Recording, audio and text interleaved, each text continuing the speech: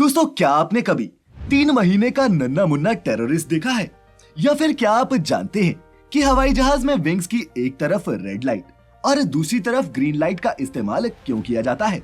अच्छा, क्या आपने कभी ये सोचा है कि जब कई चाइनीज कंपनीज अपने फोन्स में 64 मेगापिक्सल और 108 मेगापिक्सल तक के कैमरास प्रोवाइड कर रही हैं, तब भी 1 लाख रुपए के आईफोन में अब तक 12 मेगापिक्सल का ही कैमरा क्यों आता है? अगर नहीं जानते तो बने रहे मेरे साथ अगले कुछ मिनटों के लिए, क्योंकि इनके अलावा और भी ऐसी बहुत सी ऑसम और इनक्रेडिबल इंफॉर्मेशन है जो दूंगा आपको आज के इस एपिसोड में। तो थाम ले हाथों में चाय कॉफी के उन मग्स को और बांध लीजिए अपनी अपनी कमर पेटियां। बिना आपका कीमती वक्त जाया किए शुरू करते हैं आज का ये रोमांचक सफर। Factified. Facts on your face. Fact number 1। दोस्तों, आज के हाईटेक और एडवांस्ड मोबाइल फोन्स ने डिजिटल कैमरास की जरूरत को जैसे खत्म ही कर दिया है। तभी तो Xiaomi और Realme सरीखी चाइनीज कंपनीज हों या फिर दशकों से इस इंडस्ट्री पर राज करने वाली सैमसंग, कस्टमर्स को अट्रैक्ट करने के लिए ये कंपनीज कभी 64 मेगापिक्सल कैमरे वाला फोन निकालती हैं, तो कभी 108 मेगापिक्सल वाला। इन फोन्स की कीमत भी बहुत ज्यादा नहीं होती, तो ऐसे में ये सवाल तो बनता ही है कि 1 लाख रुपए में बिकने वाला आईफोन अभी तक सिर्फ 12 मेगापिक्सल के ही कैमरा के साथ क्यों आता है? अगर इसका जवाब नहीं जानते तो बता दूं कि आईफोन भले ही 12 मेगापिक्सल कैमरा के साथ आता है, लेकिन इस फोन में मौजूद कैमरा की प्रोसेसिंग पावर, स्टोरेज स्पेस और लेंस क्वालिटी कमाल की है। 108 मेगापिक्सल सुनने में कितना भी अट्रैक्टिव लगता हो, पर सच तो ये है कि कैमरा में जितने मेगापिक्सल से ज्यादा होंगे, फोन के प्रोसेसर पर लोड भी उतना ही ज्यादा पड़ता है। इसके अलावा फोन कैमरा से ली गई फोटोज कितनी अच्छी होंगी, ये सिर्फ कैमरा के मेगापिक्सल्स पर डिपेंड नहीं करता, बल्कि ये कई दूसरे फैक्टर्स जैसे सेंसर साइज, लेंस, अपर्चर और सॉफ्टवेयर पर भी डिपेंड करता है, जिन्हें सभी पर एप्पल ने बेहतरीन काम किया है। मेगापिक्सल्स तो सिर्फ कोई फोटो कितनी डिटेल्ड होगी ये तय करते हैं, इसीलिए एप्पल का फोन 12 मेगापिक्सल्स का होकर भी किसी 108 मेगापिक्सल वाले फोन कैमरा से कहीं अच्छा है, और वो फिलहाल अपने इसी सेटअप के साथ आईफोन्स को बेच रहे हैं। Fact number 2।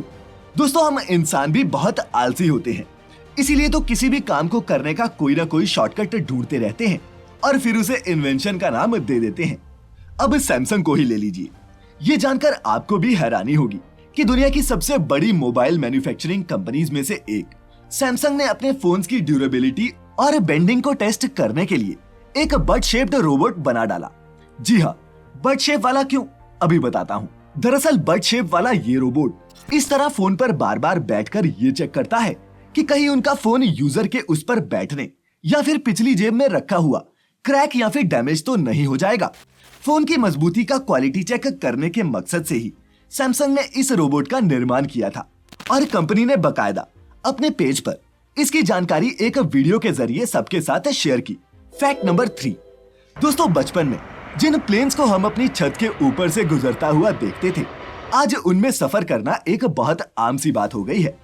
पर हवाई जहाजों के बारे में ऐसी कई बातें हैं जिनके बारे में हम आम मैंगो लोगों को क्या पता। जैसे कि प्लेन्स के पंखों पर एक साइड लगी ये ग्रीन लाइट और दूसरी साइड लगी ये रेड लाइट। अब इन लाइट्स का क्या मतलब होता है और ये दोनों अलग अलग रंगों की क्यों होती है? दोस्तों, इसके पीछे भी एक वाजिब कारण है। दरअसल प्लेन में लगी ये लाइट सिग्नल देने का काम करती हैं। प्लेन के टेक ऑफ और लैंडिंग से पहले रेड लाइट फ्लैश करती है, ताकि दूसरे पायलट्स और रनवे पर मौजूद लोगों को पता चल जाए कि प्लेन उड़ने वाला है या फिर प्लेन लैंड करने वाला है, तो रनवे पर रहना सेफ नहीं है। चूंकि एक प्लेन में ग्रीन लाइट हमेशा राइट विंग और रेड लाइट हमेशा लेफ्ट विंग पर होती है। इन लाइट्स की मदद से ये पता लगाना भी आसान हो जाता है कि प्लेन आपकी डायरेक्शन में आ रहा है या फिर आपसे दूर जा रहा है। आसमान में रात के समय पायलट्स विजिबिलिटी और सामने से आ रहे प्लेन को टर्न का सिग्नल देने के लिए इन रेड और ग्रीन लाइट्स को फ्लैश करते हैं। और दोस्तों, इसके अलावा प्लेन के विंग टिप पर एक व्हाइट लाइट भी होती है, जो रनवे पर दूसरे प्लेन्स के पायलट्स को सिग्नल देने के काम आती है। Fact number 4। दोस्तों, क्या आपने कभी 3 महीने के नन्हे टेररिस्ट के बारे में सुना है? सुनने में भले ही ये जितना भी अटपटा लगे, लेकिन यूएस एम्बेसी ऑफिशियल्स को एक बार ये बिल्कुल भी अजीब नहीं लगा था। लंदन में सच में 3 महीने के एक बच्चे को पुलिस ने टेररिज्म रिलेटेड एक्टिविटीज के लिए पूछताछ के लिए बुलाया था। जी हाँ, 3 महीने के बच्चे को, जिसका नाम था हार्वे केनियान। जो बोलना तो दूर अभी चलना भी नहीं सीखा था और उसे इन्होंने टेररिस्ट बना दिया। और ये सब हुआ बच्चे के दादा की एक छोटी सी गलती की वजह से। दोस्तों ये वाकया 2017 का है, जब एक फैमिली वेकेशन के लिए लंदन से फ्लोरिडा जा रही थी। और जैसा कि आप जानते ही हैं कि प्लेन से विदेश यात्रा करने के लिए हर उम्र के लोगों का वीजा कंपलसरी होता है। तो 3 महीने के हार्वी की फैमिली ने उसका भी वीजा फॉर्म तैयार किया, लेकिन फॉर्म भरते वक्त हार्वे के दादा से एक बड़ी गलती हो गई। उन्होंने वीजा फॉर्म पर पूछे सवाल, क्या आप किसी आतंकी गतिविधियों, जासूसी, तोड़फोड़ या फिर नरसंहार में शामिल हैं? पर नो के कॉलम पर टिक करने की बजाय यस पर टिक कर दिया था। फिर क्या था, लंदन में यूएस एम्बेसी ने भी इस बच्चे की ना तो उम्र देखी और ना ही डिटेल्स की परवाह की। बस बच्चे को पूछताछ के लिए बुला डाला और फिर कई घंटों तक बच्चे को एम्बेसी में रखने के बाद ऑफिसर्स को ये बात समझ में आ गई कि उनसे कितनी बेवकूफाना गलती हुई है। और दोस्तों इस चक्कर में हार्वी के परिवार के 3000 यूरोज यानी कि करीब 2.5 लाख रुपए के फ्लोरिडा के टिकट्स भी बर्बाद हो गए। Fact number 5। दोस्तों आइसलैंड के घोड़ों की बेजोड़ स्ट्रेंथ और खूबसूरती के चर्चे पूरी दुनिया में हैं। पोनी जैसे दिखने वाले इन खूबसूरत घोड़ों के लिए लोग करोड़ों लुटाने के लिए भी तैयार रहते हैं। लेकिन क्या आप जानते हैं कि आइसलैंड के कानून के मुताबिक अगर आइसलैंड का कोई घोड़ा देश से बाहर बिक गया तो वो आइसलैंड में हमेशा के लिए बैन हो जाता है, माने कि वो अपने ही देश में कभी भी वापस लौटकर नहीं आ सकता। अब आप सोच रहे होंगे कि ऐसे वियर्ड से कानून का क्या ही मतलब हो सकता है। तो दोस्तों आपको बता दूं कि ये कानून बनाया गया है यहाँ की लोकल हॉर्स ब्रीड को संरक्षित रखने के लिए और किसी भी बाहरी बीमारी से बचाने के लिए। आइसलैंड के नेटिव हॉर्सेस को बीमारियां कम लगती हैं, ये लंबा जीते हैं और कामकाज के हिसाब से भी काफी टफ होते हैं। इसी कानून के दम पर आइसलैंड ने घोड़ों की अपनी इस लोकल ब्रीड को 1000 सालों से भी ज्यादा से संरक्षित कर रखा है और इंटरनेशनल मार्केट में ये मुंह मांगे दाम पर बिकते हैं। यहाँ के घोड़ों में कोई बीमारी ना फैले, इसीलिए आइसलैंड के बाहर से दूसरी नस्ल के घोड़ों को इंपोर्ट करने पर भी पूरी तरह से बैन है।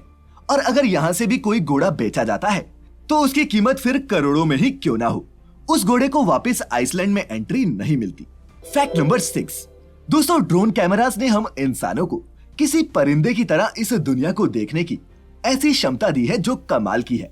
लेकिन यहाँ आम ड्रोन्स जो मार्केट में बिकते हैं वो 20 से 30 मिनट से ज्यादा नहीं उड़ पाते। वहीं क्या आप जानते हैं कि दुनिया में सबसे ज्यादा समय तक हवा में उड़ सकने वाला ड्रोन 25 घंटे से भी ज्यादा हवा में रह सकता है। जाहिर है ये कोई ऐसा वैसा ड्रोन तो नहीं होगा। तो बता दूं दोस्तों कि इस ड्रोन का नाम है RQ-4 ग्लोबल हॉक और ये यूनाइटेड स्टेट्स एयरफोर्स की सर्वेलेंस यूनिट में शामिल है। ये ड्रोन एक फ्लाइट में ही 1 लाख स्क्वायर किलोमीटर जितने एरिया को सर्वे कर सकता है और तो और ये 1300 किलोग्राम वजन भी ढो सकता है। लेकिन दोस्तों इतनी हाई कैपेबिलिटीज वाले ड्रोन की उड़ान कोई सस्ती भी नहीं होती और इसकी फ्लाइट के हर घंटे की कॉस्ट लगभग $19,000 यानी कि 14 लाख रुपए आती है, जिसमें इसके फ्यूल के अलावा लॉजिस्टिकल सपोर्ट की कॉस्ट भी शामिल है। Fact number 7। दोस्तों अपने ड्रीम हाउस का सपना सभी देखते हैं कि एक सुंदर सा घर हो, उसके आगे एक छोटा सा गार्डन हो जहां चाय की चुस्कियां लेते हुए हम सुबह और शाम का मजा ले सकें। लेकिन गांव हो या शहर, अब प्रॉपर्टीज के दाम आसमान छू रहे हैं। लोग बूढ़े हो जाते हैं लेकिन फ्लैट की किस्तें पूरी नहीं होती। ऐसे में क्रोएशिया देश के एक छोटे से कस्बे की खबर इंटरनेट पर खूब वायरल हुई, जिसमें यह दावा किया गया कि यहाँ आप सिर्फ 1 क्रोएशियन कूना पे करके अपना घर खरीद सकते हैं। दोस्तों कूना क्रोएशिया की करेंसी है जो लगभग 12 भारतीय रुपए के बराबर होती है। रॉयटर्स की एक रिपोर्ट के मुताबिक नॉर्दर्न क्रोएशिया के लिग्राड टाउन की घटती पॉपुलेशन को फिर से बढ़ाने के लिए इस टाउन के मेयर ने यहाँ की लोकल पॉपुलेशन के साथ मिलकर इस आइडिया को निकाला था। दरअसल ट्रांसपोर्ट और दूसरी मॉडर्न सुविधाओं की कमी के चलते यहाँ के लोग लगातार यहाँ से माइग्रेट हो रहे हैं और अब इस कस्बे में सिर्फ 2250 लोग ही बचे हैं। ऐसे में मेयर ने शहर में खाली पड़े घरों को 1 कूना यानी कि 12 रुपए में बेचने का ऐलान कर दिया।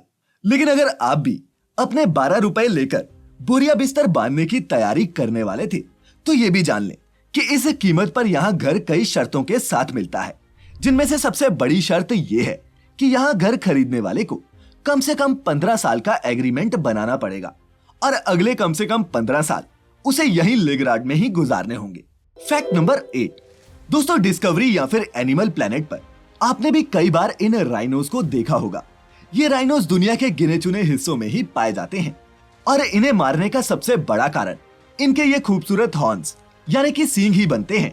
अगर हम ये कहें कि ये हॉर्न्स ही राइनोस की शान है तो कुछ गलत नहीं, लेकिन क्या आप जानते हैं कि साउथ अफ्रीका में पाए जाने वाले राइनोस के सींग अथॉरिटीज खुद ही काट देती है, और वो ऐसा इसलिए करती है क्योंकि राइनोस के इन हॉर्न्स की दुनिया में बहुत डिमांड है, जिसके चलते शिकारी राइनोस का अंधाधुंध शिकार करते रहे हैं और इसी वजह से अब ये दुनिया में बहुत कम ही बचे हैं।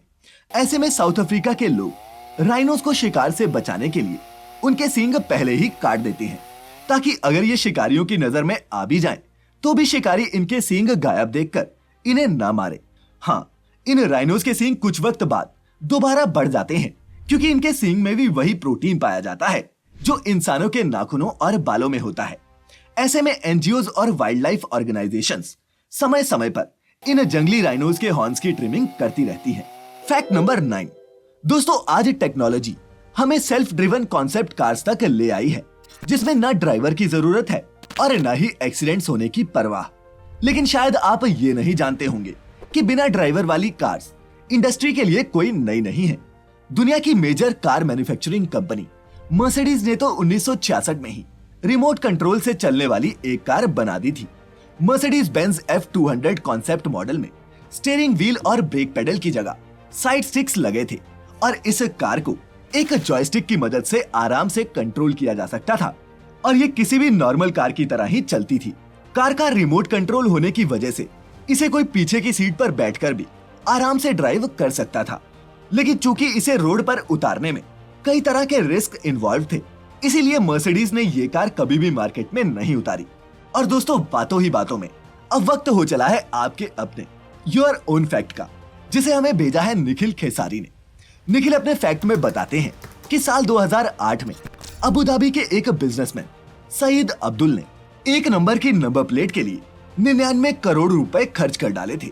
जी हाँ दोस्तों, ये बात बिल्कुल सच है, लेकिन 99 नहीं 95 करोड़ भारतीय रुपए देकर यूएई के बिजनेसमैन सईद अब्दुल ने एक नंबर की ये नंबर प्लेट खरीदी थी।